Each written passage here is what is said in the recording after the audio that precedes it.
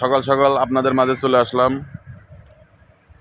কিছু মেসেজ দয়া করে কেউ ধাক্কা দিবেন না, কথাগুলো খুব গুরুত্বভাবে শুনবেন। যদি ভালো না লাগে কেউ লাইক কমেন্ট করার দরকার নাই ভাই। আর যদি কারোর ভালো লাগে লাইক কমেন্ট দুটাই করবেন, যদি প্রয়োজন হয় শেয়ার করবেন।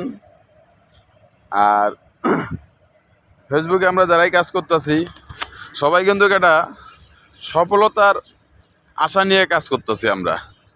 এই সফলতা যদি আমরা না পাই তাহলে কিন্তু ফেসবুকে কাজ করে কোনো লাভ নাই। সাপোজ একটা জিনিস দেখেন, আমরা একটা কাজে গেছি, কাজটা সাকসেসফুল না হলে কিন্তু আমাদের নিজের কাছে খারাপ লাগবে, এটা স্বাভাবিক। কারণ ফেসবুকে আমরা যারাই কাজ করতেছি সবাই একটা সফলতার মুখ দেখার জন্য কাজ করতেছি। তো ফেসবুকে কাজ করার কিছু নিয়ম আছে, না নিয়মের বাইরে আমরা কেউ যাব না, নিয়মের বাইরে আমরা কেউ যাব না।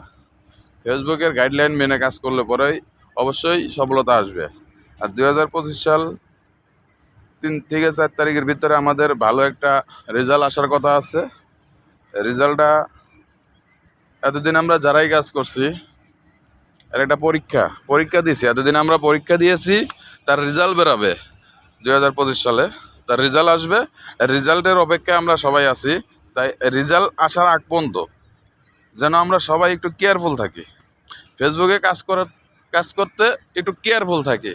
কেয়ারফুল থাকলে অবশ্যই আমরা ফেসবুক থেকে কিছু পাবো বা পরীক্ষা পাশ করতে পারবো। যে পরীক্ষাগুলো দিছি সে পরীক্ষাগুলো আমরা পাশ করতে পারবো। কারণ পরীক্ষাগুলো যদি আমরা না পাশ করি তাহলে এতদিন যে লেখাপড়া করলাম এই লেখাপড়া কোনো মূল্য থাকলো না। তেমনিও এই ফেসবুকে এতদিন আমরা যারাই কাজ করছি এটা পরীক্ষা মূলতভাবে কাজ করছি। আমরা পরীক্ষা দিছি এতদিন, আমাদের রেজাল্ট বাড়াবে, তাই না? আমাদের রেজাল্ট আসবে। আর রেজাল্ট আসলে, ভালো রেজাল্ট আসলে কিন্তু সবাই একটু খুশি থাকে। তা আমিও চাইবো যে আমরা ফেসবুক প্ল্যাটফর্মে আমাদের সিনিয়র পার্সন যেসব ভাই আছে, বড় ভাই আছে, ছোট ভাই আছে, ভাইও আছে, বোন আছে, যেসব যারা আমরা পরীক্ষা মূলতভাবে কাজ করছি, আমি চাইবো, আমার পক্ষ থেকে চাইবো যে আমরা সবাই যেন এই পরীক্ষায় পাশ করতে পারি। আর এই পরীক্ষায় পাশ করলে আমরা সবাই পাশ করতে পারলে সবাই আবার একসঙ্গে কাজ করতে পারবো।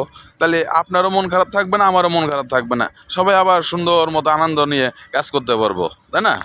তো আমি চাইবো যে আমরা সবাই যেন খুব গুরুত্ব সহকারে কাজ করি আর নিয়মগুলো মেনে চলতে হবে। এর মাঝে কিন্তু আমাদের সিনিয়র পার্সন যেসব ভাইরা এই বিষয়টা খুব গুরুত্বভাবে দেখে করে, সবাই কিন্তু করে।